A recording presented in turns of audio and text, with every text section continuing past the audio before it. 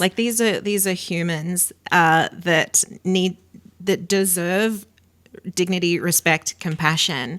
And if they're showing up to your event and they're accidentally a bit of an afterthought, like what sort of experience are you giving them? How are you making them feel?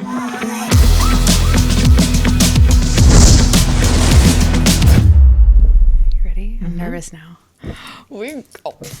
That needs some work. What the just happened?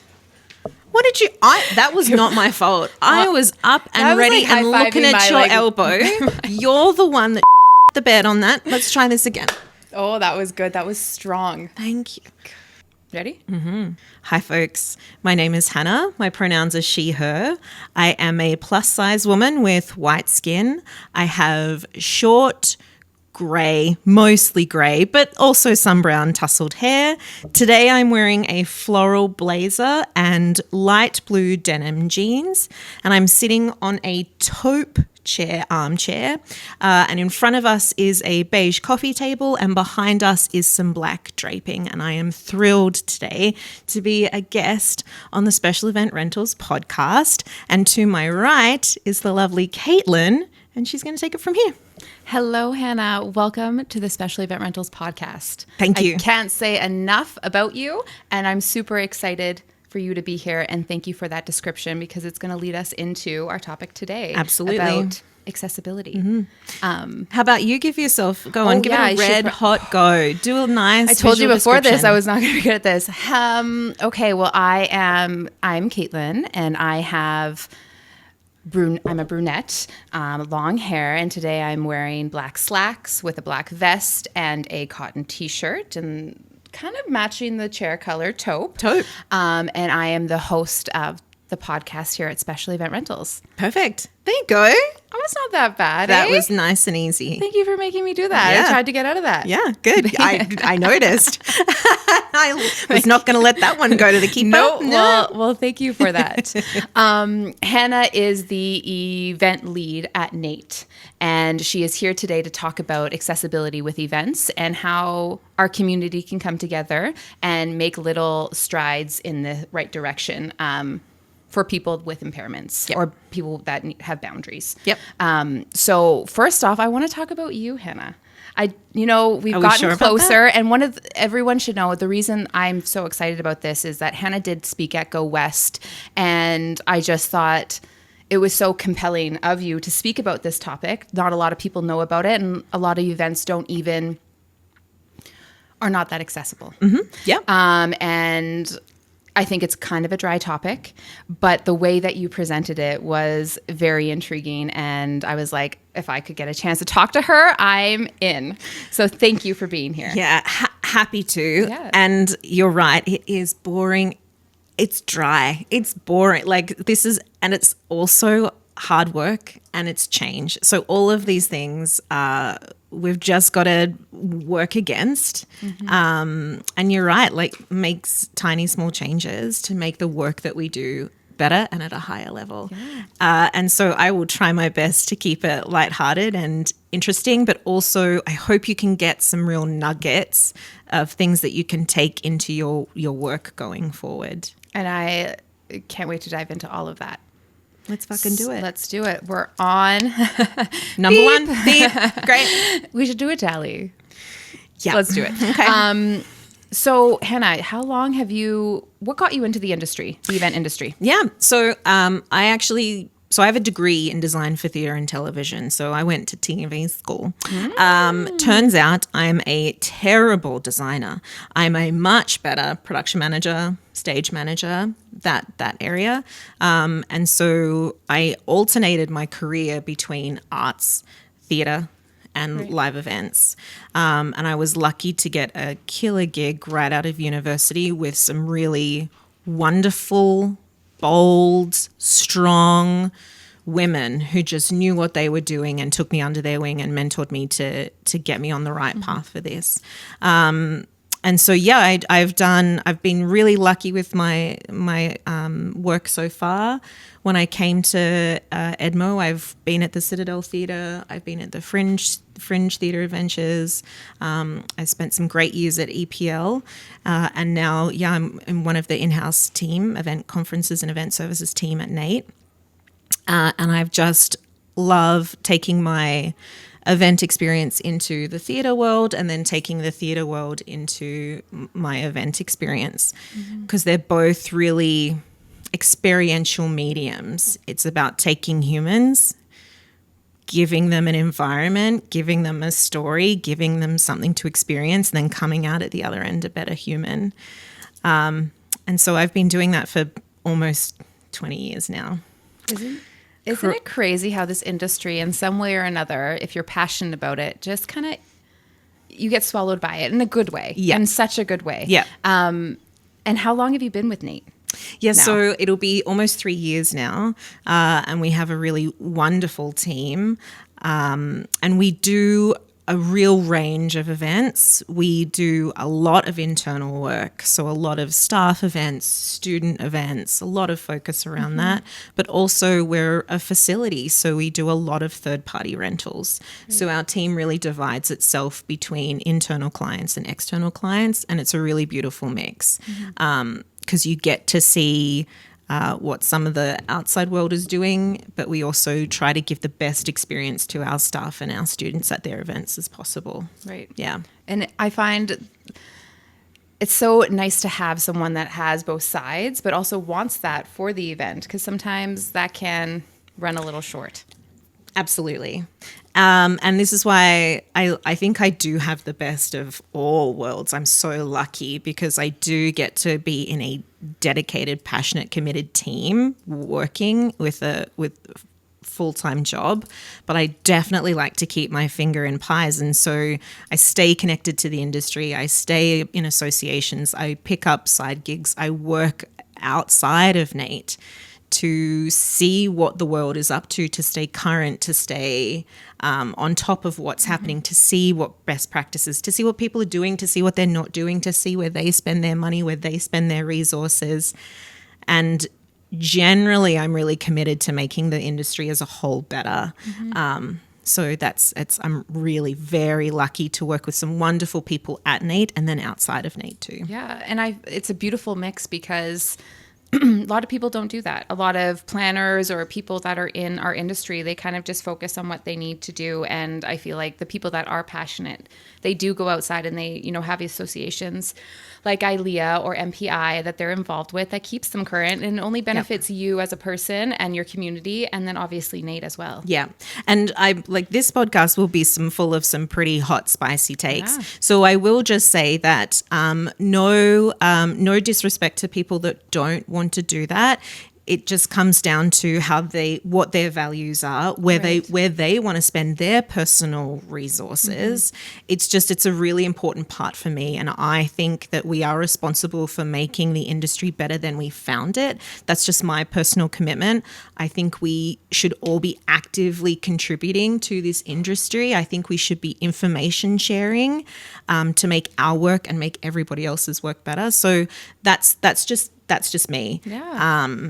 And that's how I ended up on this chair with my big mouth open. Which is so great because I want to be a part of this change. And I feel like it takes just little steps, and those little steps make a huge difference to the people that need these steps to be taken. Yeah, for sure. Yeah. And I will say, this is everything to do around accessibility and inclusion in events.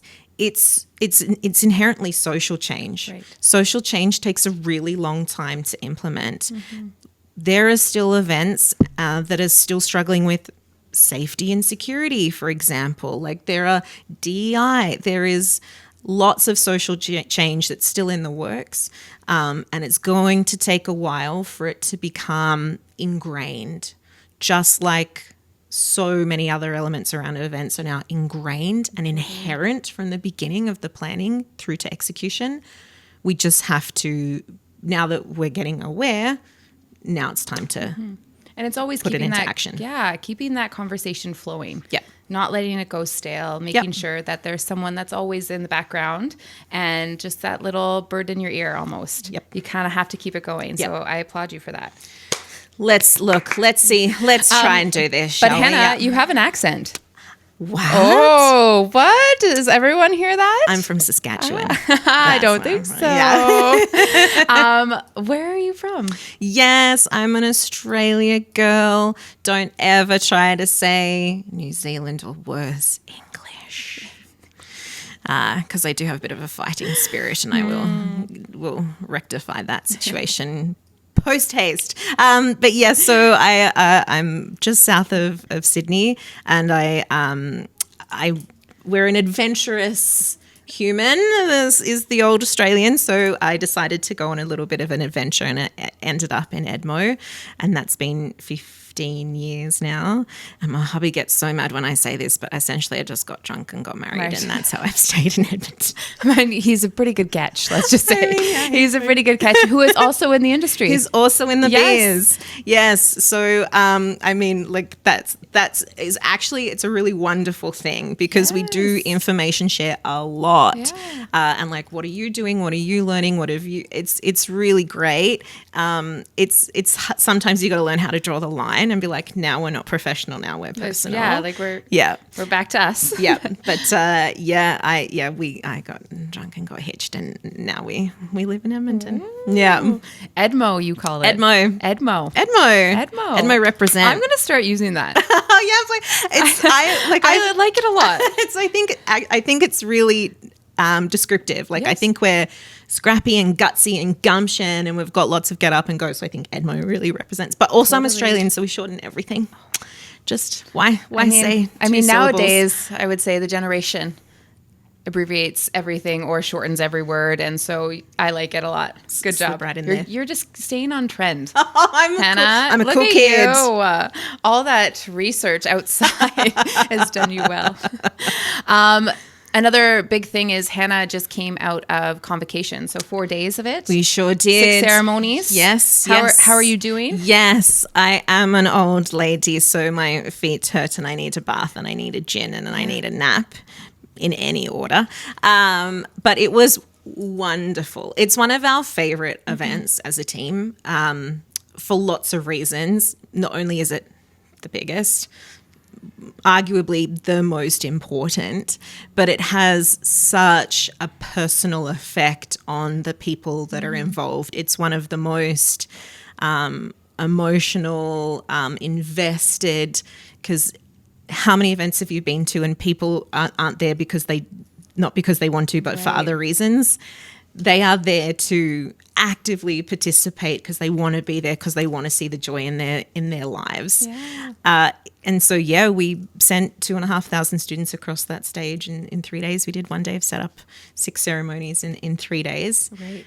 And if you want to talk about accessibility in action, well, that's why I thought this is a perfect introduction. When you start to have that number of people with a real variety of needs and supports needed, you really have to look at what barriers naturally present themselves in events and what work we can do to reduce or eliminate as many of those barriers as possible. Yeah, and we just we're getting out of grad season right now, Hannah, and we did convocation at the Butter Dome, and I think I was sharing a little bit about it with you, but the amount of little things you run in or I didn't think of, or, the people that are putting on this facility, because I guess a little backstory is the Jube is under construction. Yeah.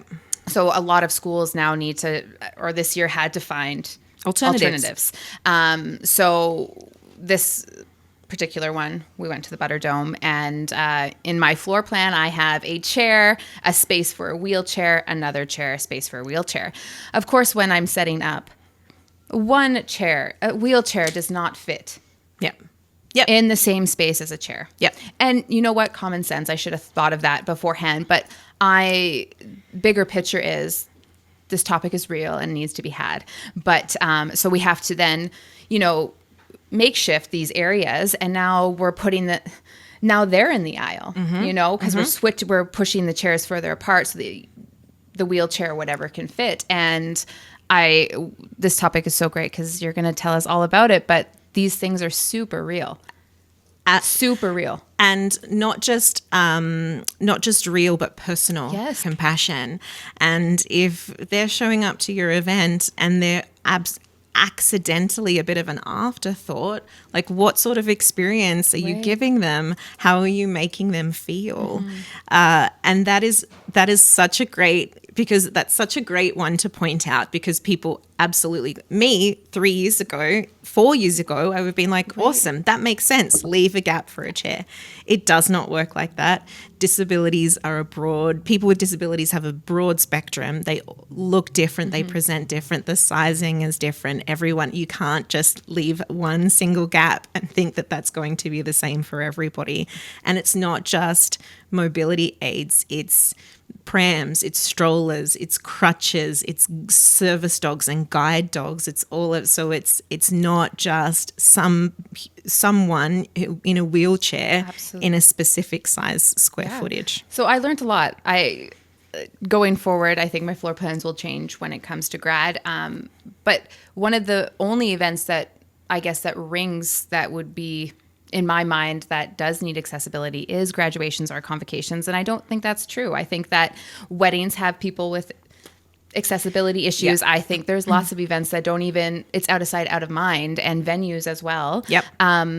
What would be the biggest barrier that you see within venues, Hannah, that is a big one for you? Yeah. Okay. Or that is always there? I'm going to say a few things to this, because I think it's really important that we need to acknowledge that in any gathering, accessibility needs to be come to the conversation, because as long as there are humans, there is a representation of humankind.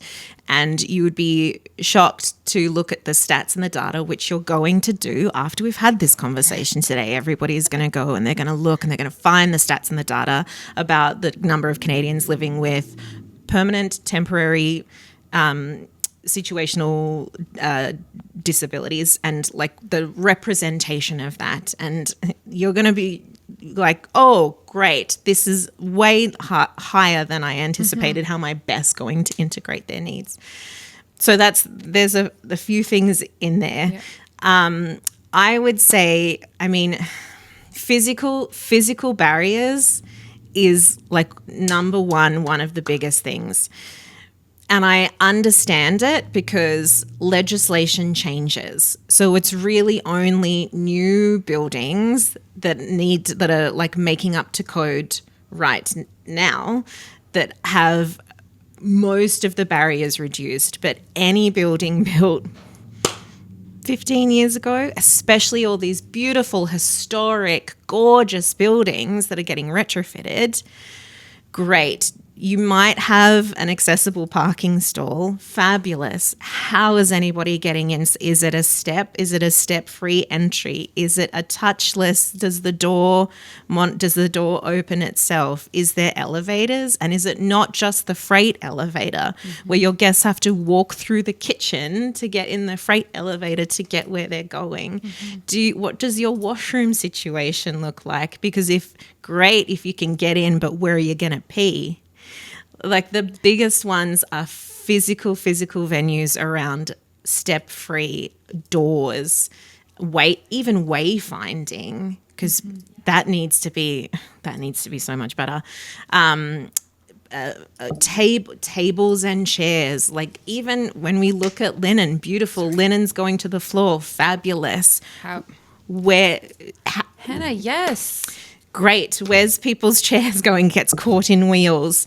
Does the dog hide under a table, under a cloth? There's so many. There's so much. It keeps unraveling. Yes, and I don't want people to listen to this and get overwhelmed by it. I don't want that to be the reaction here. What I do want you to be is aware and think about it from a different point of view. And I think now is a really perfect time for me to say I am not an expert in accessibility, That's not me. There are wonderful people out there that are experts in accessibility.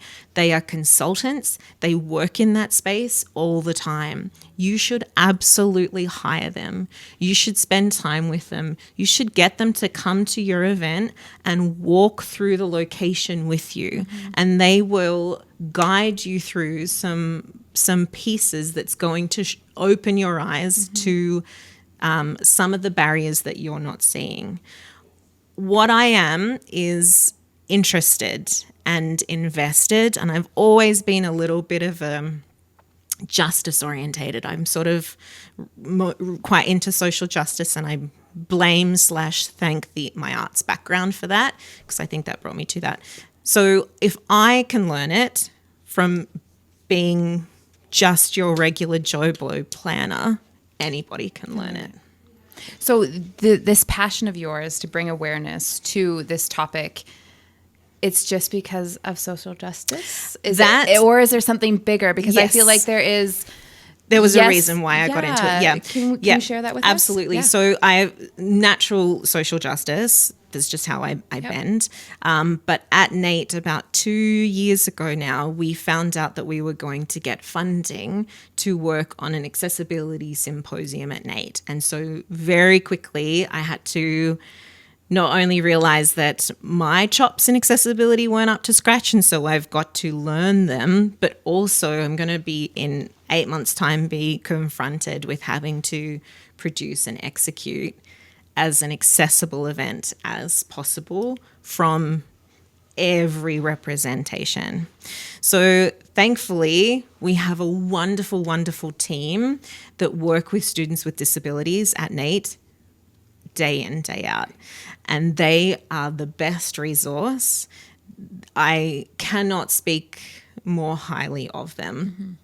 And so this was their event. They were the client. I was working with them to help execute it. And it was so eye-opening for me, because they would go, we want to do this thing. And I would go, great, this is how you do it. And then they would go, no, that is not accessible. And I would go, why would you say that? You get so defensive about your work, right? I've been doing this for 20 years. Why would that not be the right thing to do? And then you have to go, oh, actually, you're totally right. It's just ingrained. This is how you think you should be doing your work this whole time. When someone challenges you, it's really hard to take that on. And so I would have to go, yep, you're 1,000% right. Let's come up with a different way of doing this so I can execute your goal, but also it meets the goals that you're trying to achieve. So that was really eye-opening. And so doing that event from go to woe, it forced me to put it at the front of my planning. And so we did that event 2 years in a row. And I would say that's like on the spectrum, it's quite far this way. Right. We tried to put in as many supports as possible, and I understand that that's not reasonable for every single event, nor is it appropriate. So we were quite far on the support spectrum, but it definitely brought my baseline much higher up than it used to be. So now my baseline of integrating accessibility at events from the outset is just at a higher level than it was 2-3 years ago. It's almost like they challenged you and they taught you and they really inspired you. Yeah.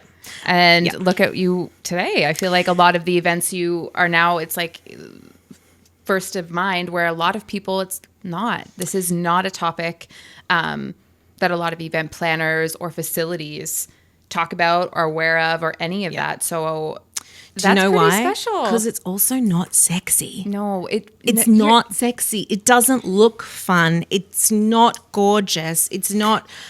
But don't you think we need to yes, but we need to change people's mindset about that, because I think it could be sexy and I think it could be fun, and I think that there are ways to integrate all of these things that you've learned into events where it's very needed. Yeah. So I think we should change that.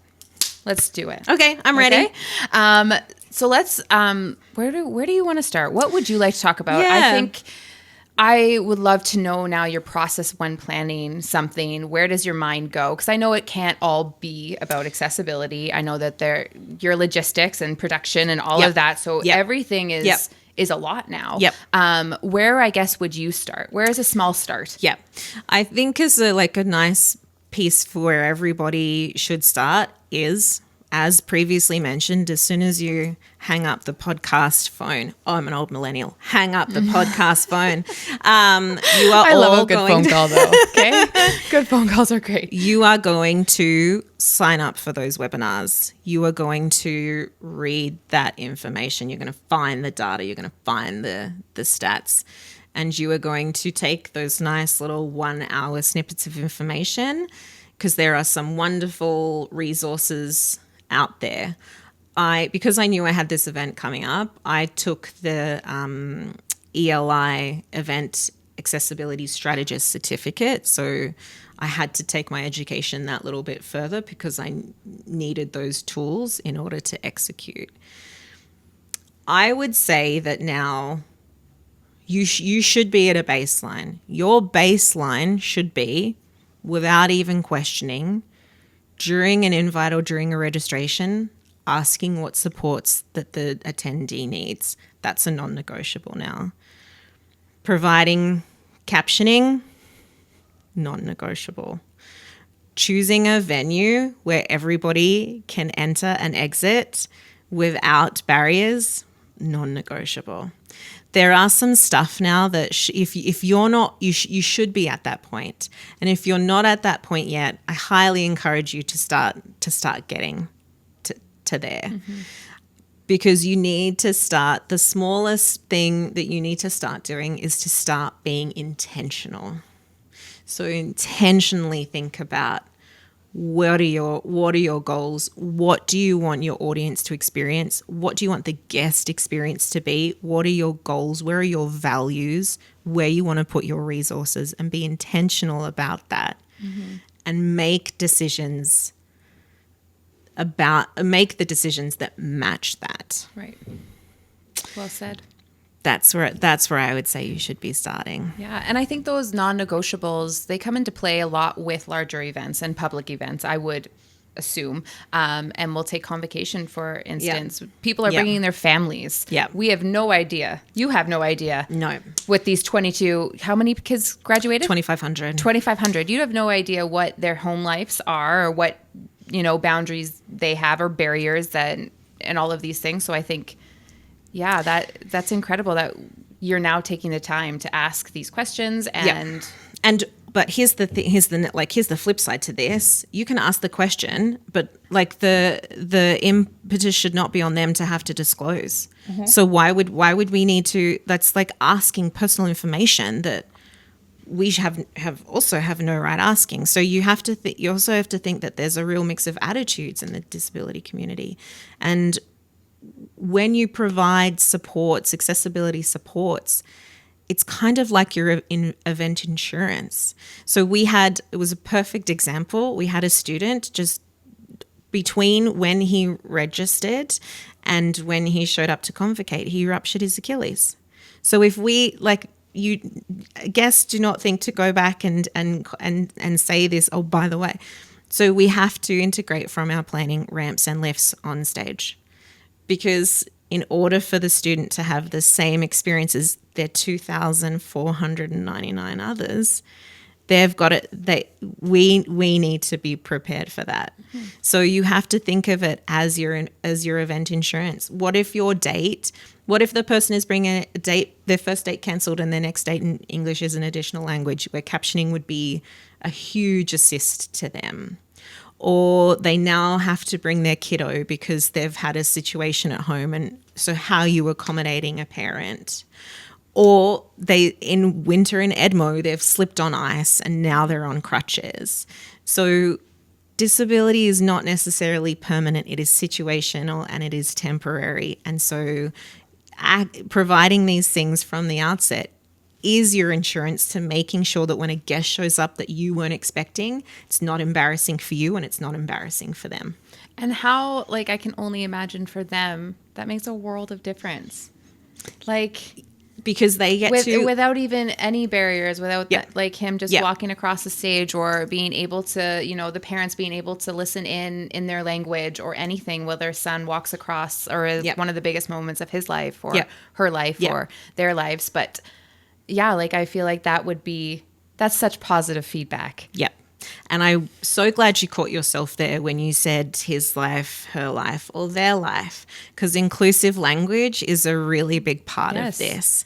And I can say the assumption that I know that they were male, and so I can refer to them as him. Generally, we don't know now. We don't know now. And and that is also changing, right? Like that can also be temporary. So thank you for catching yourself on that. I Because did. inclusive language and intentional language is a really big part of this. It needs to be more intentional. It needs to be, and everyone I think needs to be educated on it, because we're living in a world where that means a lot to someone. Yeah. And so let's talk pronouns Yes. then for a little bit.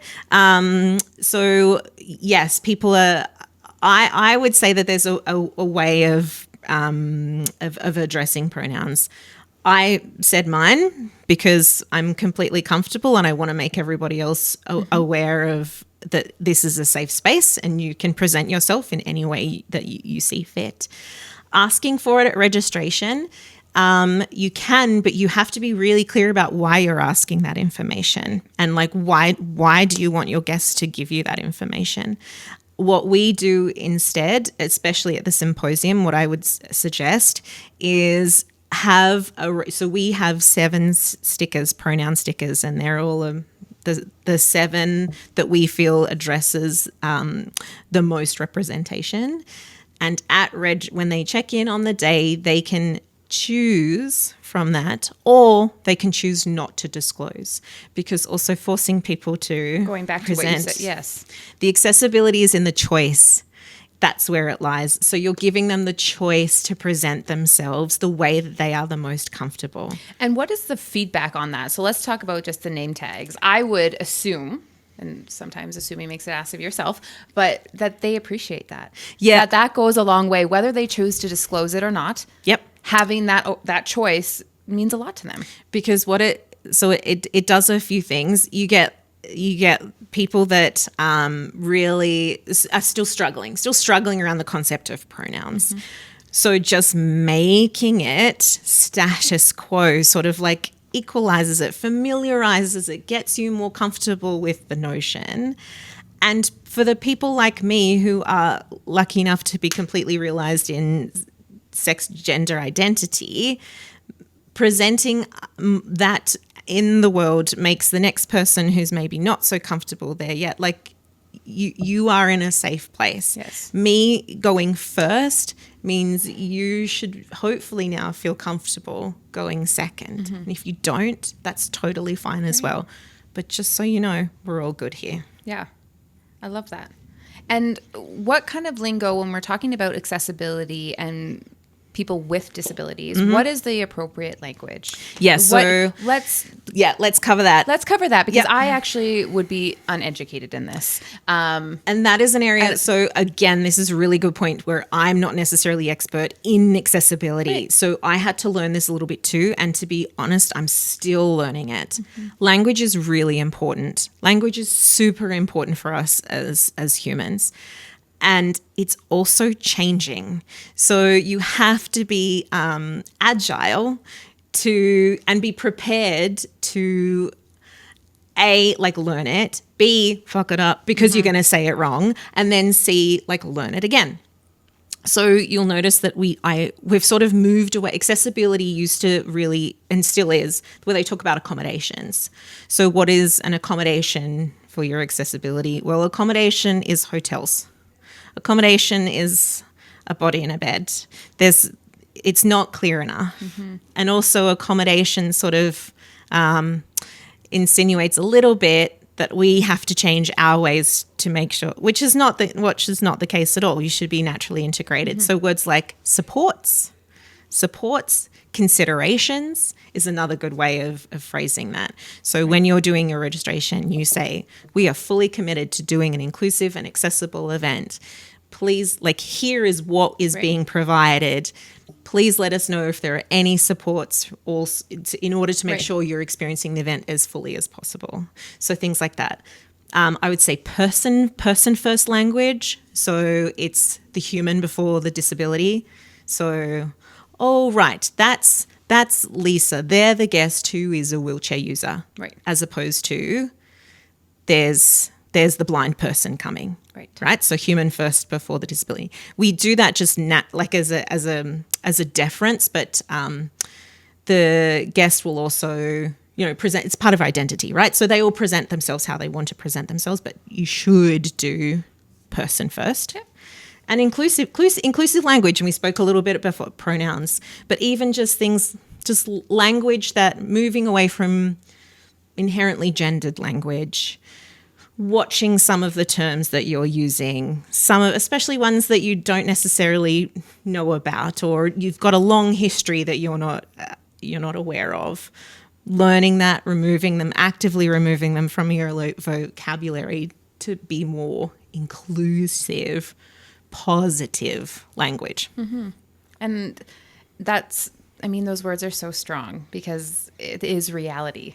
That is our reality of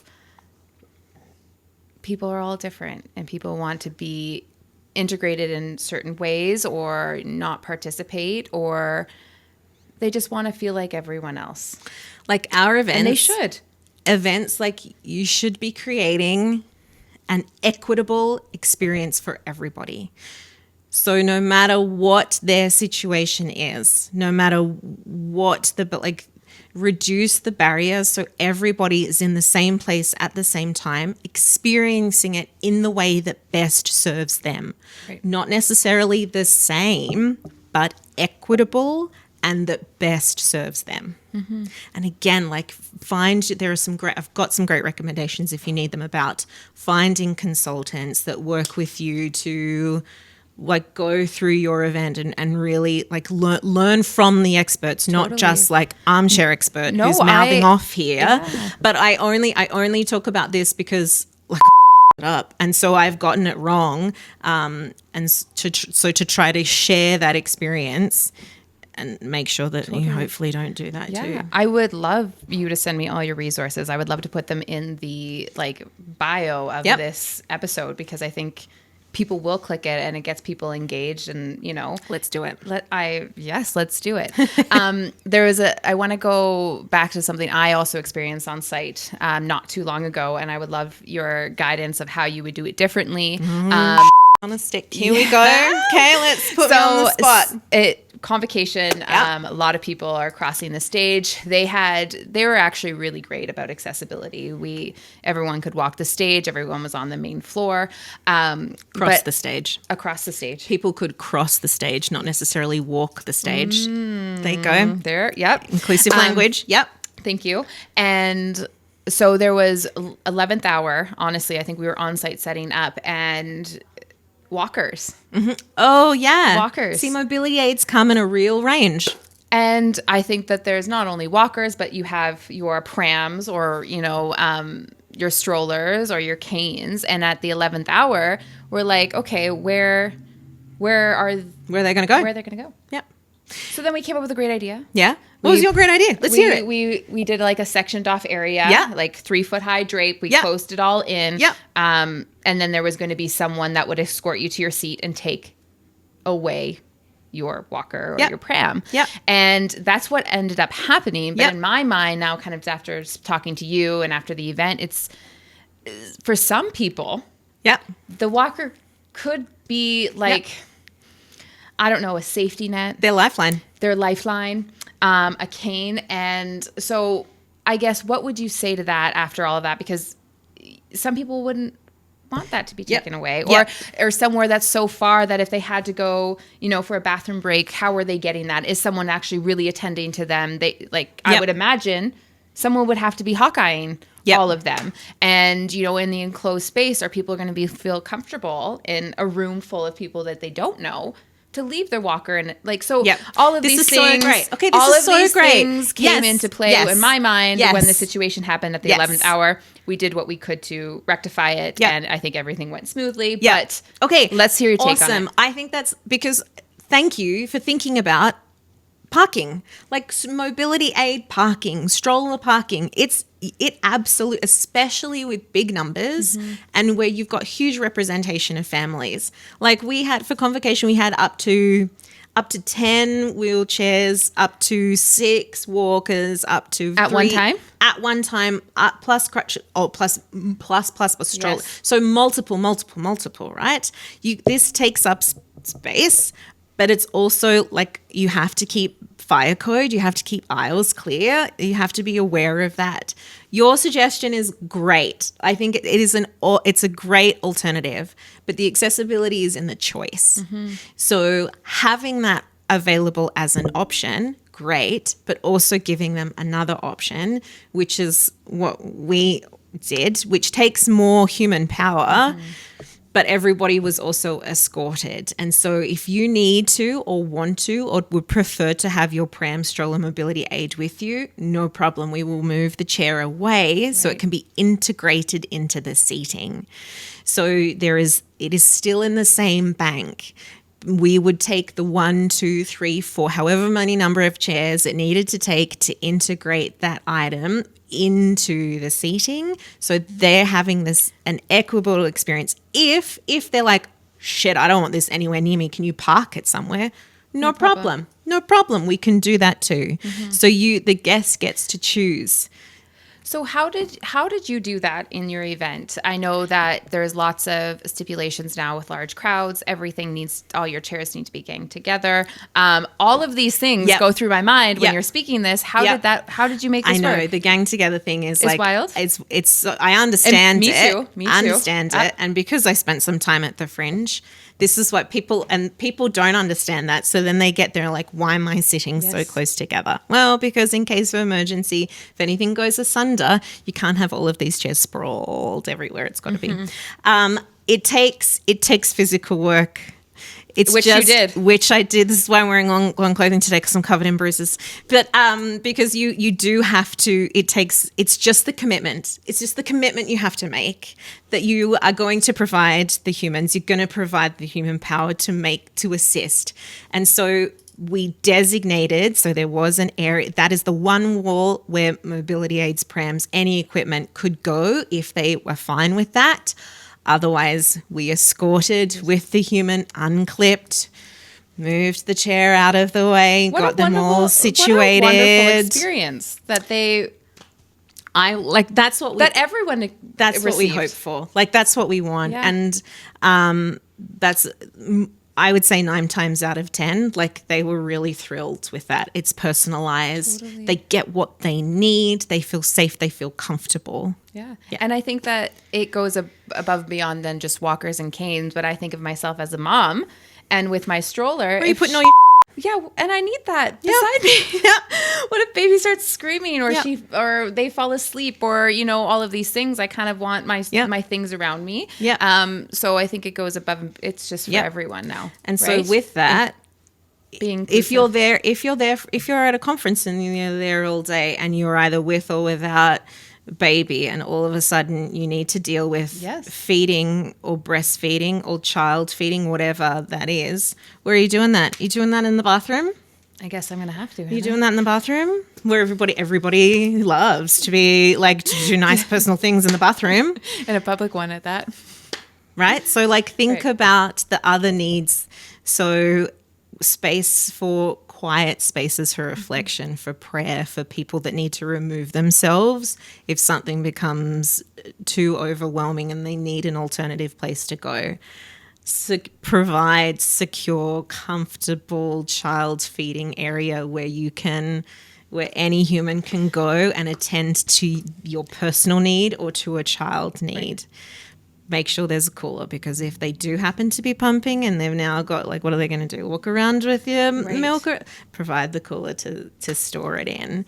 I think this topic is crazy, Hannah. It's this is why I don't want people to get overwhelmed. I really don't. It's kind of exciting because I feel like we just rolled in from, physical, Yep.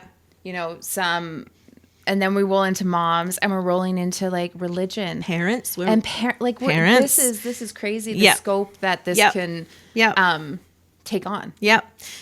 Like because you're gonna when you're done this, you're also gonna learn about like neurodivergent and the physical and that like there's the people with disabilities is a broad, wonderful community, and so there's a lot of needs in there. Like so, understanding about what those needs could be and like how you can best address them. But it is physical.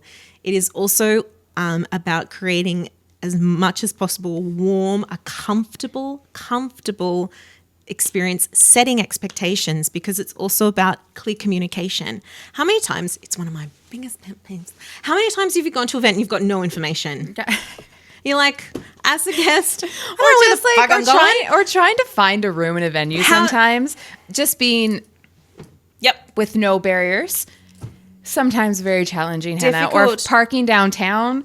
I mean, parking is a huge part because you're in Edmonton. Well, yeah, but none of you people let your cars all go. Of them kind of like, but you can get to the Weston from here, but not there. And anyways, how is it easily accessible? Where is your transit options? Where is your scooter or bike parking? Mm-hmm. Like, how are they getting there? Once they've gotten to that, how are they getting in the building? Once they're in the building, where are they going from there? What am I eating? Can I eat whatever is on offer?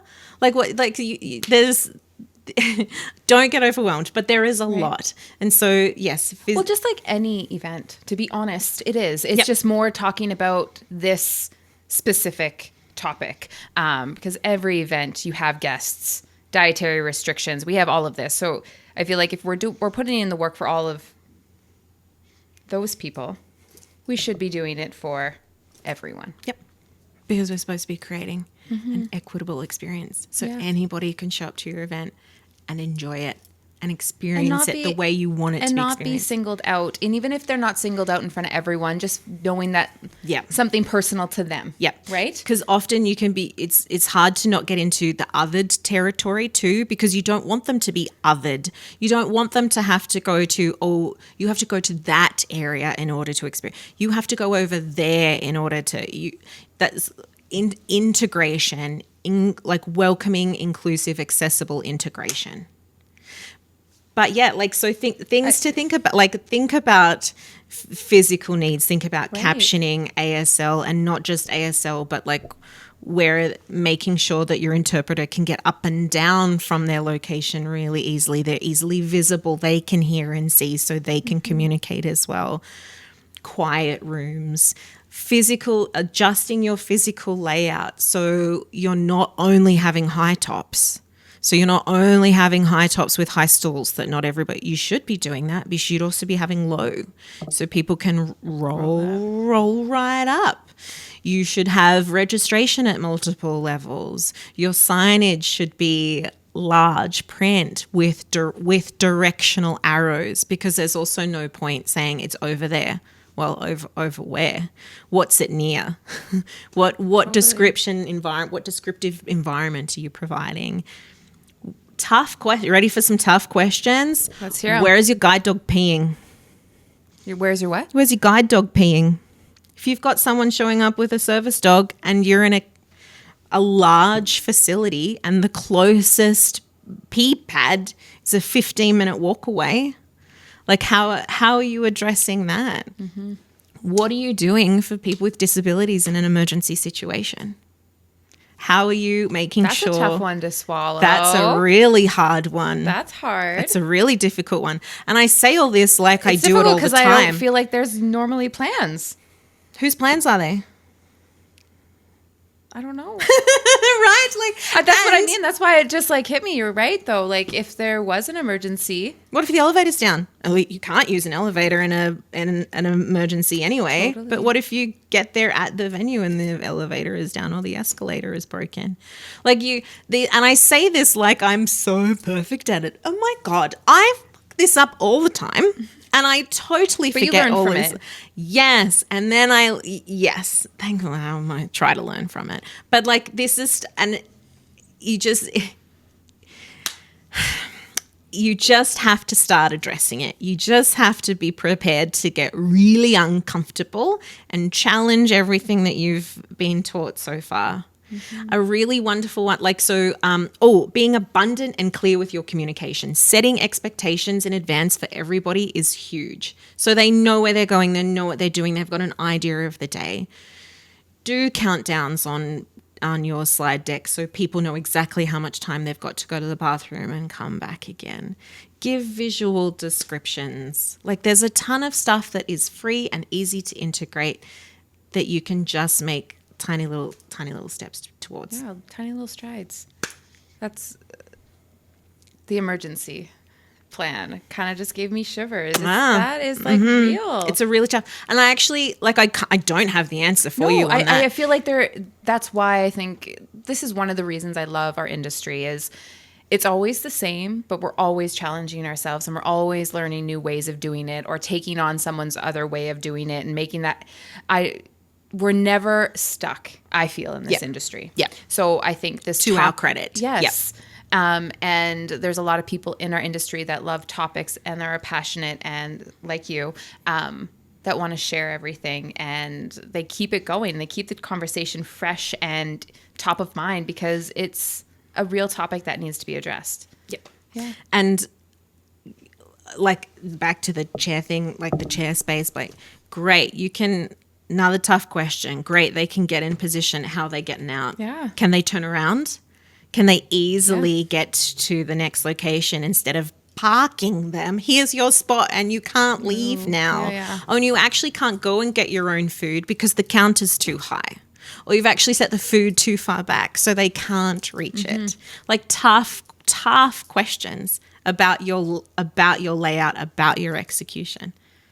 I know the emergency one. It kind of gave me chills a little bit. It's like, no, I feel like someone at their best can get up and walk out and how do they not get lost in that crowd and how do they not get, And it's if it's a fire alarm and the person is deaf or hard of hearing, how do they know there's a fire alarm going off if it's not visual and audio? It's the same. You have to have multiple cues because just relying on one means you're missing the others. I'm kind of speechless. Oh no, I didn't mean to. Speechless. I'm just like thinking of all the ways. Yeah. I have a question for you. What venue, if you want to tell us, in Edmonton, do you think that is making little changes to be accessible or is already so accessible? Okay, so I can talk. I'm going to do a little plug here. Yeah. But the reason, we had when we did this accessibility symposium at NAIT. We had to pick, it's got to be on campus, right? But we had to pick the best facility, and so luckily we're really lucky that one of our productivity and innovation center, that building, is new enough that it has a lot of these things already integrated. Nice. So it already has accessible parking. It is step-free entry. It is button push or hand wave. It is stall washrooms that are gendered and individual stalled. They are on every level. There are elevators. There is multiple entry points. There's a lot of those things down. And then what the building is missing, we can integrate. And this is not a perfect event. We still didn't do Braille. We still didn't do hearing assist, but we did provided captioning ASL instead of hearing assist, but that's another one to think about. And also simultaneous translation, because that's a huge can of worms, but especially the French to English thing. But whatever the building was kind of missing, we could also integrate. So we did our own custom signage with large print and arrows, and also QR codes. Because you can put a little QR code on all of your signage and it reads voice, kind of like your voice to it reads to you. So we tell attendees in advance that all signage is going to have that, so then they can use it. So we're really lucky that building was available to us. And I think just think about the building physical features about when you're going to make your decision about where to have your event. Yeah. Really just think about that. Does it have built-in audio? Because you really should be using a microphone for almost all of your conversations, and just assuming that people can hear when you talk loud is a bad assumption. Big, beautiful, gorgeous, heritage listed buildings, beautiful, but they come at a physical cost. Where does your value line there? Yeah. Well, before we started a podcast, we were just chatting about, I think it was a wedding, and if you can put yourself in these shoes, you are at a venue with no elevator, and you're having your reception on the second floor. How are you getting grandma, grandpa, whomever? How are we getting them up if they can't get up? The cousin that just had the skiing accident. Like, there is how are you getting them? Yeah. What do? You turn them away. You carry that. Like, it's a terrible experience. But then they're also then put into another situation where their disability comes first, kind of like what you were saying back then. Person first. Now it's their disability first. Yeah. And we either have to take them through the kitchen, we have to carry them up in front of everyone, we have to make it skeptical. I love that, the freight elevator. That's they get favorite. to the freight elevator. Let's walk through back house. Let's walk through kitchen. And if no one was with you, though, like, honestly, if you were just coming in as grandma and grandpa, how are you getting to that freight elevator? Like, we're in the event industry. We could probably figure out how to get to that freight elevator and, like, put our charm on, get past security, whatever. But grandma and grandpa can't do that. No, they don't even know. And they shouldn't have to, but they don't even know. Yeah. Some of them won't even know what a freight elevator is. And then you get upstairs and great, where are they peeing? Because none of the doors, they're all manual doors, or the stalls aren't wide enough. Like, just glory to everybody. So I think this podcast, I hope, opens eyes and ears, and we bring awareness to this topic. Yes. Now, this is a good time for me to whip out my little old lady pieces of paper, because I wanted to make sure that I don't forget some important pieces of information, okay? Okay, so what have we learnt today? We've learnt that Hannah is not an accessibility expert, but I am happy to resource share, and, like, please call me, please contact me. The best one is when I did it at Go West, and I had total strangers come up to me and just go, how about, I've got this conundrum, and I would go, whew, that is a conundrum. Let's talk through that. Or, oh, I've got no idea what the hell you're going to do there. Let's come up with some suggestions. Or, I've had that before. Here's what you can do. Mm-hmm. Like, let's make this as a team, an overall improvement. And I was like, happy to help on that one. Language is important, right? We've talked about that. Language is very important. We've talked about, like, reducing barriers, looking at holistically and trying to reduce it as much as possible. Mm-hmm. Being representational, especially, like, we haven't even gotten to, like, your content selection. Like, as soon as you start looking at speakers or content, right? Like, your speakers and they should be relevant and they should be representational. So how are you including all that? Mm-hmm.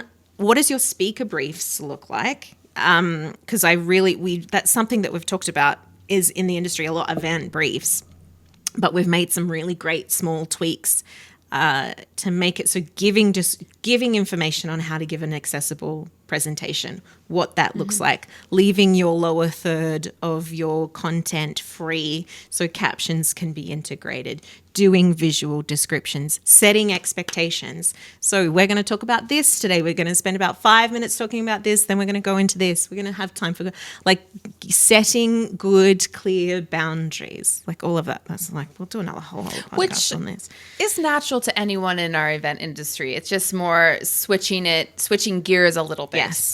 And not using terms like dress code.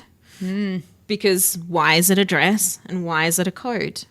Right? So just this kind of language revisiting. There's so many of them, eh? Revisiting all of that and, like, how you can tweak that and make that better.